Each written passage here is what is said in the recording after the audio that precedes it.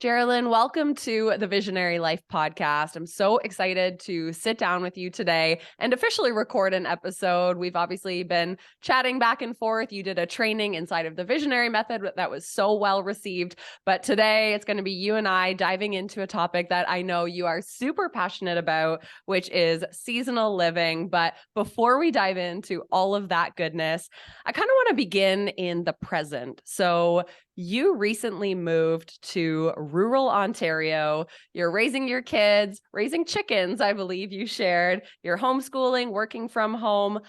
I would love to know, to set the stage, was this the life you always dreamed of creating, or was this vision planted as life unfolded? It definitely was not the vision.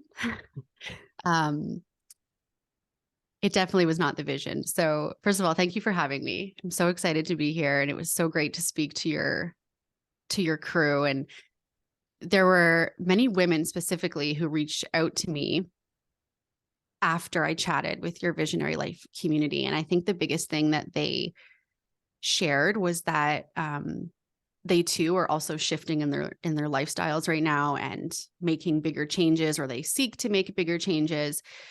And there was a handful of people who said, whenever a woman shares that they are also making these changes, they feel less alone. And so that's why I'm so inspired to talk about seasonal living and some of these, what can appear to be radical changes, but they're really not when you zoom into the micro of it. So for me, I was raised by a very typical liberal, wonderful father, but very follow the rules, go to school, get a degree, get a good job, make sure you're safe, right? And my dad had 9 brothers and sisters, and all of them are all of them, I should say, followed pretty traditional pathways. They're either, school teachers or writers. My dad was a store manager at Sears for many years. And so I followed this very traditional path that was shown to me. And probably in my late 20s, early 30s, I started to question it. And I started to think about becoming a mother one day. And I started to wonder what life would be like, because I was a police officer at the time. And I started to wonder, if both my husband and I are police officers, which he was as well, how are we supposed to navigate shift work and really this very masculine profession, which requires a lot from you physically, mentally, while getting up at night and nursing a child? Or I just started thinking about all of these things. And so it's been a slow unwinding over the years, but essentially what I've realized for me, and what I think many people are returning to in the times that we're in, is it's this internal search for our true essence. Who are we really when we kind of take away some of those perceptions or some of those ways of being that we observed in childhood? When we take away the example that we even see in our specific country, it's so interesting to see how people, families, women live in Canada and the US versus the Scandinavian countries or women in Europe. I'm really obsessed with following European women on Instagram right now because it's so funny to see their life. It's very different. So to answer your question, I just wanted to give a little kind of backdrop, but no, I never thought I would be living in small town rural Ontario with chickens and homeschooling and quitting my government job and being an entrepreneur. It's been an unwinding process over the last 12 years, but it really started with this question of what is that essence of who I'm here to be as a woman? and as a mom, and that curiosity and really entering the mystery of that. And which is what I do now as a spiritual coach. I've really come out of the closet as like a spiritual coach, really holding the container for women to explore that mystery and that question. And so for me, it's led us here. And for other people, it might look different. But no, that was not always the path. Mm-hmm. That was not the path that was taught, that was shown. And I think we'll get into a lot of the reasons and just those catalytic moments of why you are now living the life you live through these concepts that we're exploring. I have a couple things I want to go a little deeper or double click on based on what you just shared. Number one, I just need to know, what are those main differences that you're seeing between how women are operating in Canada and in the US versus how you're seeing them maybe operate in Scandinavian countries or maybe even like South America, Central America? I'd love to know just high level one or two of the things that you're like, that's very different. Okay, yes. So, oh man, and there's a book that talks about French parenting actually, and the name is skipping me, but if you even just do an Amazon search, yes, you'll find it. And it's about how women do parenting there, which is very different. So here we're much more rooted in the masculine. So what I teach in my coaching practice is that we are made up of the masculine and the feminine, and we need both. And this isn't to make one bad or wrong or to, we need the integration of both.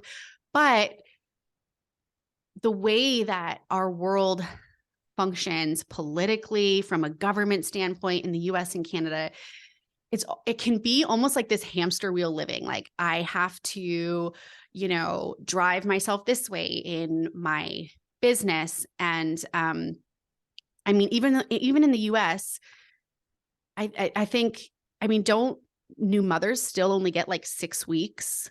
Yeah, 3 months, I think. Like it's absolute insanity. So we're expected to just drop everything and go back to work. There's just this feeling of having to constantly drive forward and do before be. And so the main shift that I see with European women, and I'm sure it's not all, but definitely you see it in some cities, is that their life revolves around being first and then the doing. So you'll see them go out for lunch and they have a coffee and a scone, and like they don't need to go do a HIIT workout after because they had a scone. Like they just eat the scone and they'll push their babies in the strollers outside. In Scandinavian countries, they'll actually leave them outside, which here you would never see that. Would you ever see a baby stroller with a baby just like chilling? Nope. So they actually believe, and the science shows this, that breathing in the cold air, of course, the babies are wrapped up and a ton of warm blankets and they're good, but breathing in the cold air is actually really great for the respiratory system. Yeah. And so they'll leave their babies outside and you'll see pictures of like rows of them, and then they'll go in and have lunch. And the second difference is they don't have this overarching experience of like fear. Here in Canada, we would be like, oh my God, somebody's going to steal the baby, or that can't be good for our attachment, or that can't be good for this or that. Like there would be something that somebody would have to say about it. Whereas there's just this commitment to being. And it almost feels like when you look at the family unit as well, there's an overarching theme of everybody in the ecosystem of the family deserves to be supported, nurtured, including the mother. Everyone deserves to feel safe. Everyone deserves to feel loved. Whereas here, I think we mess that up a little bit. Mm-hmm. There's too much of this, like the masculine can take the lead a little bit. Mm-hmm. Oh, I love that. And I'm excited to even just dive into that more on my own time. And I'm sure a lot of the listeners are very curious as well. But let's kind of get back to, you mentioned that your initial career was as a police officer. Mm-hmm. And you made a shift into holistic education and spirituality. And it is my best guess, based on the audience I know listens, that a lot of them are actually in that initial career path that they set off on in their 20s. but they're no longer feeling like it is their calling or the vocation they want to continue on with. But like you mentioned, there's this download of fear. Well, how am I going to possibly leave this path for something else? Or what will my parents think? Or imagine telling my partner that I want to give up the career as a police officer and go pursue something completely different. How did you really honor the fact that you were no longer feeling called to stay on as a police officer? And how did you navigate the fear, or did you have any, in making such a huge transition that I think a lot of people are currently stuck in? Mm-hmm. Mm-hmm. Oh, it's such a juicy question. And I think for me, I mean, if I was working with a client right now who was coming to me with that, I would, and this is, I'm going to speak from the spiritual perspective because that's what I do. So in the Priestess lineage, which is basically like school of the divine feminine, it's like woman church. Okay. What we teach and believe is that everyone has their own specific curriculum to walk here on earth. And we teach and believe that in a way it's all been sort of pre-designed. And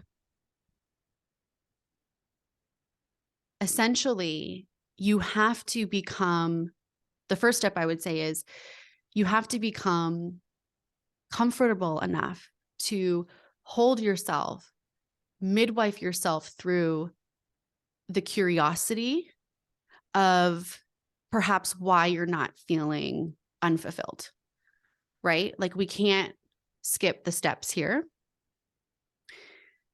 That's typically why our path maybe led us to a place of unfulfillment is we've been going 100 miles an hour.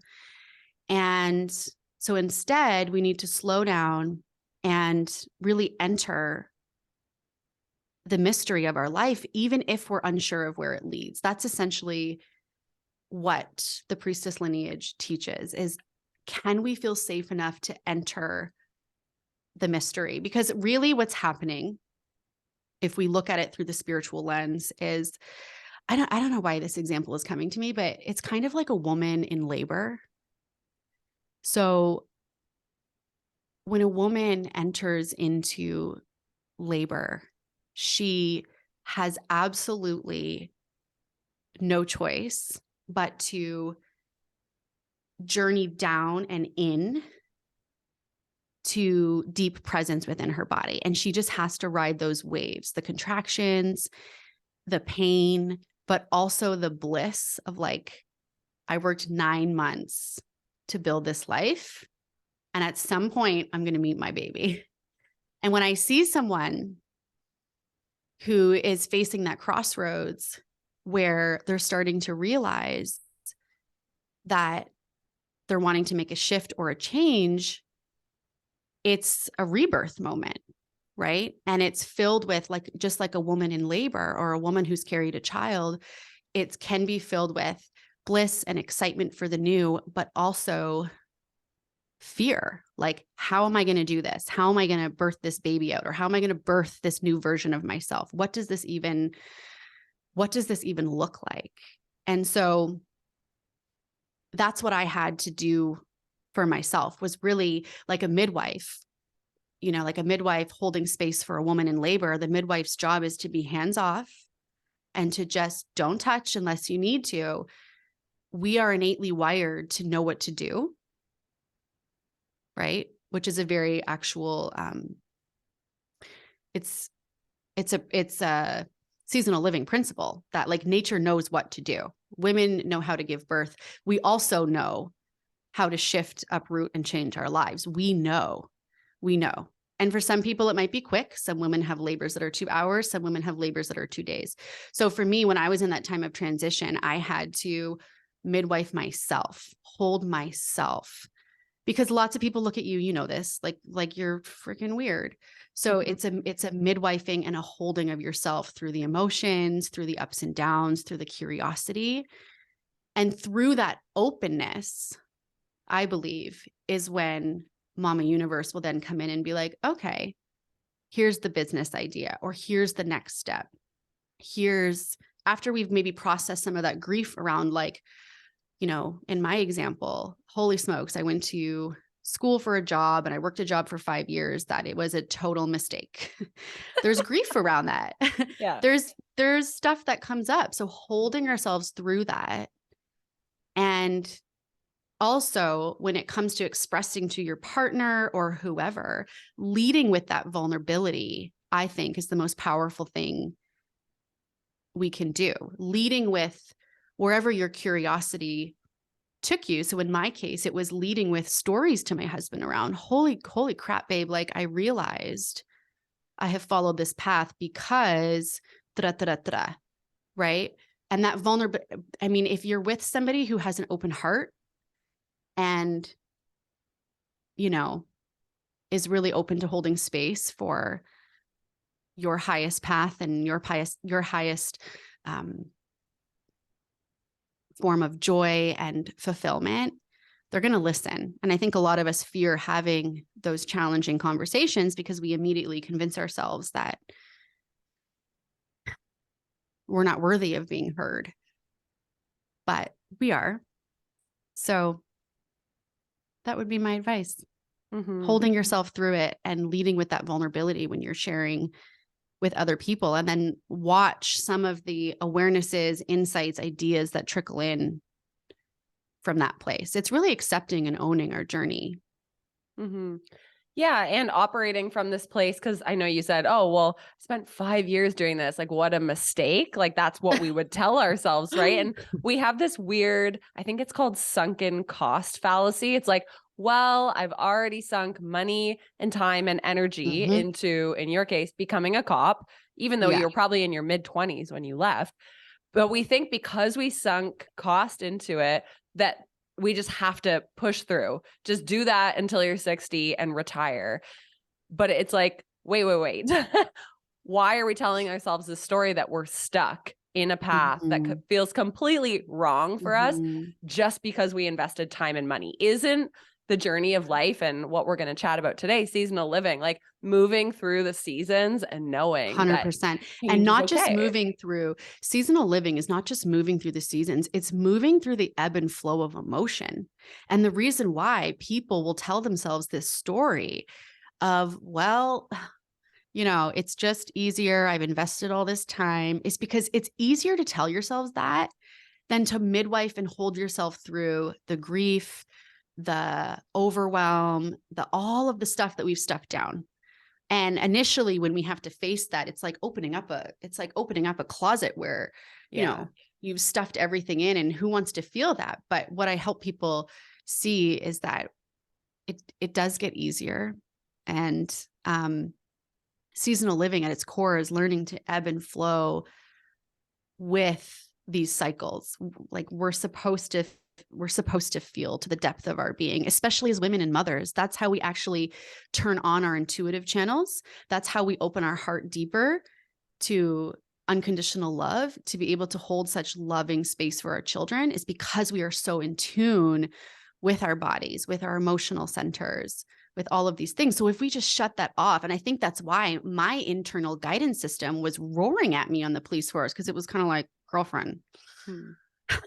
And I look at my life now and having 3 small children, and you know, I'm so grateful. I'm so grateful that I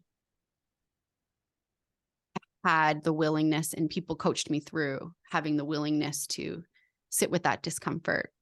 Because there's this new wave of conscious parenting too, where it's like, this is the first generation of children who are being allowed to feel their feelings. So we're also passing that on. So awesome. Yeah. And something you mentioned just before was we've been raised to go 100 miles an hour. And whether the person listening to this podcast is a business owner or working in the corporate world, I think what a lot of us were taught was like, head down, just keep going. Don't give up. Don't, you know, like you don't want to lose that security, that safety. which actually kind of goes against seasonal living. So let's kind of go back to basics. So for the person who's never heard of seasonal living, and maybe they are the driven entrepreneur going 100 miles an hour, can you define what seasonal living is and what some of the core principles are? And then we'll go a layer deeper and talk about each season. Sure. So seasonal living at its core is adjusting the way you live your life based on the natural rhythm of the seasons. So for example, winter is for resting, just like the animals go and hibernate in the winter. It sounds so simple, but it literally is so simple. Spring is for planting seeds, just like we plant seeds in our garden. Even right now, you can start to feel it. Like in winter, when we're resting and dreaming, you start to get ideas and seeds, like little words of inspiration, or you'll start, like you have been talking about, you start a meditation practice. It's actually a wonderful time to do a meditation practice in the winter, to really sit, drop into presence, be with yourself, be with nothing, no goals, no expectations, just be. And then you start to notice these little words drop in, or these little seeds of inspiration. And then spring is when it really starts to come to life. I can feel it. Like the last few weeks, I'm like, woo. Whereas the first few weeks of winter, I was very, I was in hibernation, man. Like, and as you adapt to more, as you slowly return to a more cyclical life, it's wild how year after year you become it even more. It is wild. And you become more trusting of it. Anyways, I'm rambling. So winter is for hibernation, rest, dreaming. Spring is for the rebirth, planting new seeds. Summer is, think like fun, full expression, joy. And then fall, of course, is the harvest.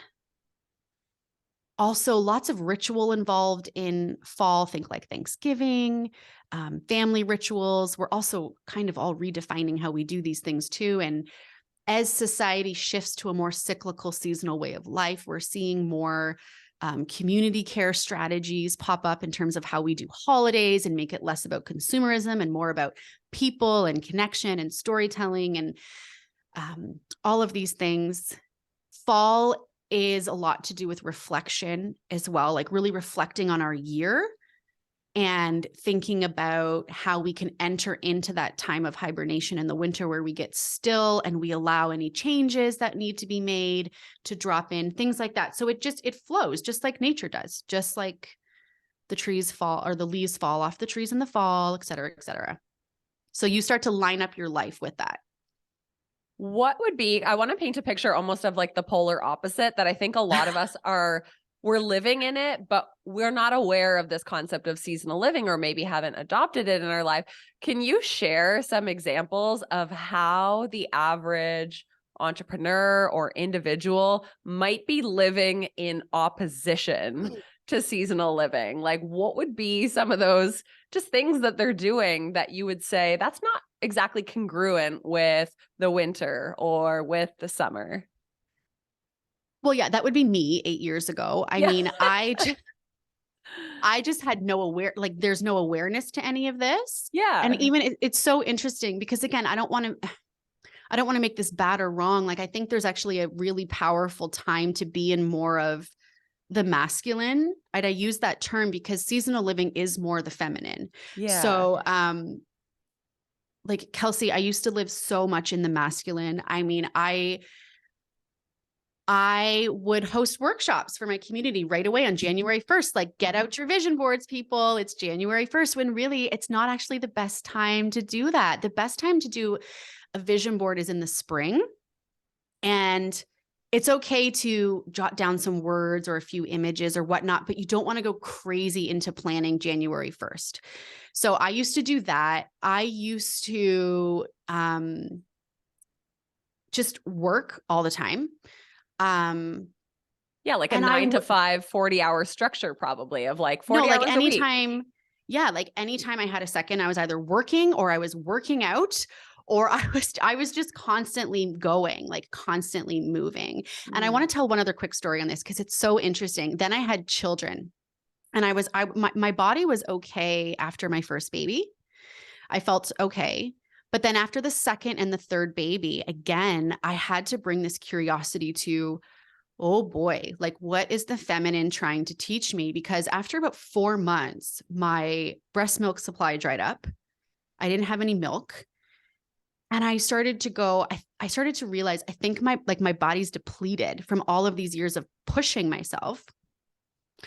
And so this is what typically happens to people too, is they're kind of forced to slow down and forced to find and adapt some seasonal living principles. But anyways, I was chatting with a friend this week who's a naturopath, and she was saying women in third world countries typically don't go through menopause, and they don't get PMS like we do, and they get their moon cycle here. And I said, tell me why.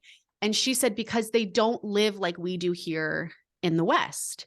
And so what happens when a woman goes through menopause and she stops ovulating is that there's a shift that happens, obviously hormonally, where certain hormones kind of shut off because you don't need to ovulate anymore, and the adrenals take over for certain core functions in the feminine body. So she said women in the West who are so used to just driving forward at warp speed their whole life, when they hit menopause and their adrenals have to take over, if their adrenals have been maxed for years, that's where all of these symptoms start to come up in menopause. But women in third world countries don't get that because they just live a very different life. And I know they have their own struggles, but I just thought that was so fascinating.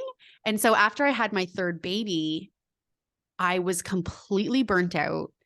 And like I said, I had barely no milk. And I just thought, I overdid it for years. And it was this very clear, like, knock on the door that said, you have to slow down. You have to. So I don't feel like there's a clear answer to your question of like what it can look like, because it's probably nuanced and it can look differently for everybody. But I think just even somebody who tends to work quickly or is in more of their masculine, that's okay. I just think having this awareness, and just broadening that perspective, especially if you want to look at long-term health and longevity, if you want to have children, it's pretty wild. It's such an interesting conversation because so much of what's being shared, especially in the entrepreneurial space and people starting businesses, is like, follow this template or take my online course. And people buy them. They invest so much of their own money into like buying gurus, whoever, marketing guru number 40, their process. And then they go through it and they kind of push themselves to think this should work for me. This should work for me. And then at a certain point, they might look up and realize I didn't get any results. And perhaps there's actually some self-inquiry that needs to happen there of like, first of all, is this the season for me to be activating this new strategy? Or is this my time to be going through, this very intense marketing course? And if not, then maybe there's just some self-reflection there of like, well, why am I doing this? And if I'm out of season, like, let's save it for later. Do you see that too? And like, how do you manage that energy of like, here's the process or the system you need to succeed versus I'm not in that season at this moment? It is, it's hard right now for, I think, women, especially navigating all of the horizontal information that's coming at us. And so what I teach clients is like, let's not come at this from a place of fear or reaction where we're looking, we're in the information age and you can find anything to help you grow your business right now. That is clearly not the problem. We have so much coming at us at the horizontal. Can we be better boundaried? And I know you're so good at this. Like you talk about this a lot, not getting lost in the scroll hole on Instagram or TikTok or whatever. I don't even have TikTok. TikTok goes so fast. I'm like, I don't know how y'all do this. This stresses me out just looking at it. That's another thing that happens when you return to a more seasonal life is like you turn on an app like TikTok and you're like, like you can't, your body won't even be able to handle it anymore. It's crazy. So what I teach people is we have to learn how to be first. And it's this shift to the vertical, like sitting in meditation every morning or having a practice where you connect to God or spirit or the universe or yourself or whatever that looks like for you. We have to connect with the land, go for a walk outside. For me, like I pitter patter around with my chickens or I'll take some time in the morning before my kids get up, and it's connecting to the vertical first. And that directs my horizontal input. Like that directs what course I'm taking or whatever. And you'll start to feel it. You'll start to feel it when you're too much in the horizontal and you're operating from that place of like, I need to be doing this, or like, when that old way of being kicks in, and it's totally a process. But that's essentially what I teach. We need to get back to the vertical and be first, then do. And some people I think can get a little bit, I have to be careful, like triggered or scared when they hear me speak about this because they love their work. And what I want people to know is connecting with seasonal living and connecting with a more vertical approach to life. It's actually very action oriented. It's not like we're just sipping tea all day and doing nothing. It looks very different. It requires much more trust during the down seasons. It requires a level of creativity that comes from you, from source, from, oh my gosh, solutions for a better world. Like it's a big deal, and it will look different, but it is very action oriented. I mean, hey, I have a business, I homeschool, I have 3 kids. I'm not just like, Mm-hmm. it just looks different. Mm-hmm. So for somebody who's maybe curious so we're recording this early February. So Yeah. because we're kind of in that season of the deep winter, and I know this is probably more intuitive for someone like yourself who practices and kind of knows how to tune in to what you need and what your business needs. But for somebody, again, who's new to seasonal living and who just is loving this concept, what would some of the questions they should ask themselves in this season? What would they be? And maybe what does a typical question that you would ask yourself to set up your week for success while also honoring the seasonal principles? Okay. So kind of like when I'm sitting with myself. Yeah. Yeah. What does that look like? So I think it's really important in the feminine, in the feminine priestess school that I'm a part of, we're all about creating an altar or creating a space that honors this sense of being. So, when we moved to our new home, I went out and I bought a new yoga mat and a really fluffy cushion from Winners. And I always light a candle. And you can go to the dollar store and do this. It doesn't have to be crazy, but just creating some sort of a sacred space, because it's a reminder, oh yeah, this is my time to be and not do. So I think that would be number 1. Number 2, I always have some sort of a journal. I don't always use it. Some days it's just sitting, literally. It's just sitting. It's meditating. You can turn on, I know you shared with me, you've been doing Deepak's 21-day meditation. If having some sort of guided meditation is what's helpful, 100% do that. But I think it's important to be first before like rushing into a question. So I never just sit down first thing and it's like, okay, it's sitting in quiet for 10 minutes with my eyes closed, doing a body scan, turning on some sort of guided practice. Some people will pull an angel card or whatever, right? Lighting a candle. Prayer is really, really valuable for lots of people. And in fact, in the feminine lineage, what we do is instead of praying, okay, let me say it like this. The world also teaches us to reach up vertical often to a more like masculine model of spirituality. So I'm reaching up here to speak to, God or my intuition or the business gods to ask me for a new idea or whatever. Since we're moving to a more seasonal way of life,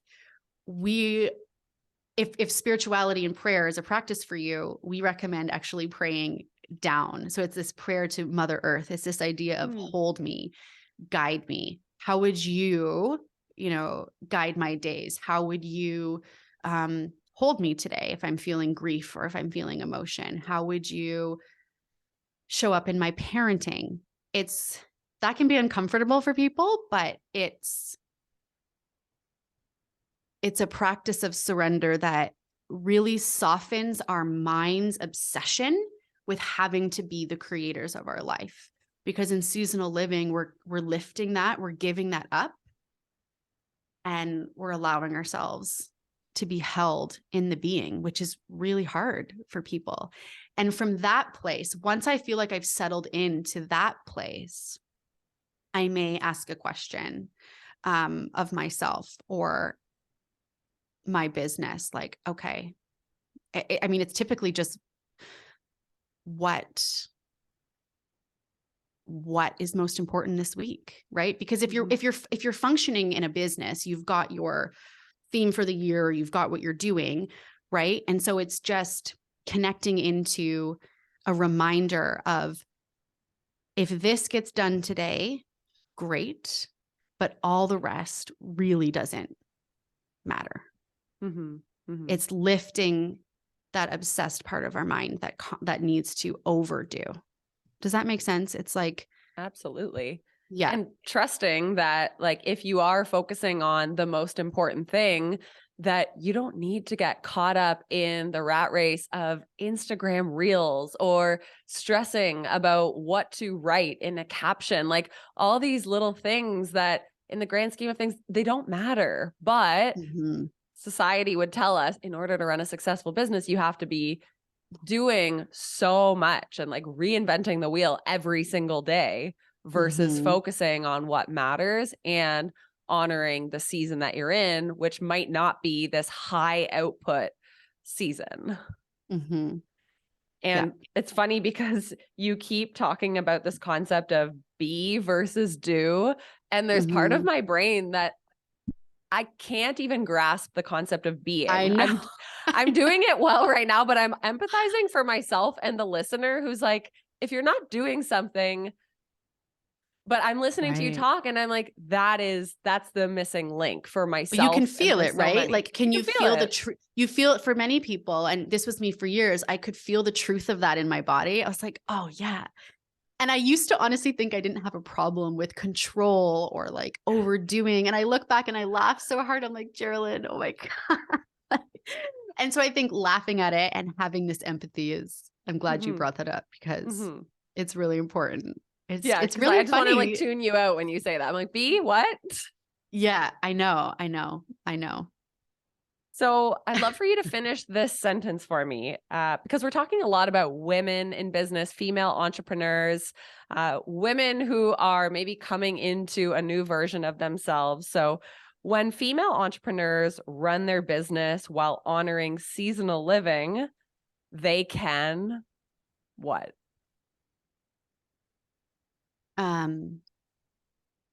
They can find true peace of mind and peace of body.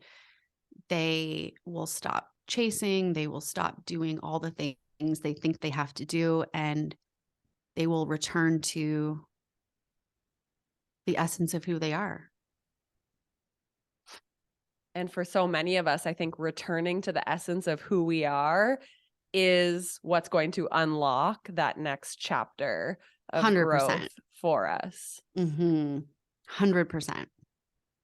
It's so cool because this is a topic we've never talked about on the podcast before, and more I find myself leaning into this. So I know that that's kind of the direction. I'm having more of these softer side conversations, that it's like when we work on, these types of things, we do see growth in all other areas of our life. And it's not about the tactic. It's not about the next tip or strategy or trick that's being taught to us from so many people. It's really about leaning into more of who we already are and reconnecting with some of these concepts that you've shared today that honestly feel like they've been lost, at least in my 30-some years of life. I saw my grandparents maybe living a bit this way, but not my parents' generation. They were more of the workhorse, just put your head down, don't complain. But it's neat to see these teachings, especially the work that you do, coming back into the forefront and being of more importance for so many of us. Mm-hmm. So if somebody's curious to learn more about seasonal living, to continue to explore these teachings with you or with your offerings, how do they connect with your world, and how can they be more involved in the concepts that you've shared today? Yeah, you can subscribe to my newsletter, geralynpower.com. I'm on Instagram. I have a fun account where I just share my life with my kids, 2 blondes plus a brunette. It's my 3 girls. And I'm actually going to be starting this year a woman's temple. So I taught yoga and meditation for years. And I'm just ready for this next step. I'm really excited about it. So it's a temple devoted to women who want to learn exactly what we've talked about today, how to be before the doing. That's really the intention of it. So you can follow along and see when I launch that. I do have coaching services up on my website as well. And yeah, that's it. Thanks for having me. Thank you. And I will say too, I was just spending some time on your website and I was like, this is so juicy. Like the way that you've just like used fonts and images to showcase to the world what's important to you, what your core values are, and just this incredible energy and the teachings that you're bringing to the world. It's so magnetic. So I would encourage everyone to go into the show notes, check out Geralyn's work, and thank you so much for sharing your wisdom on the podcast. You're welcome.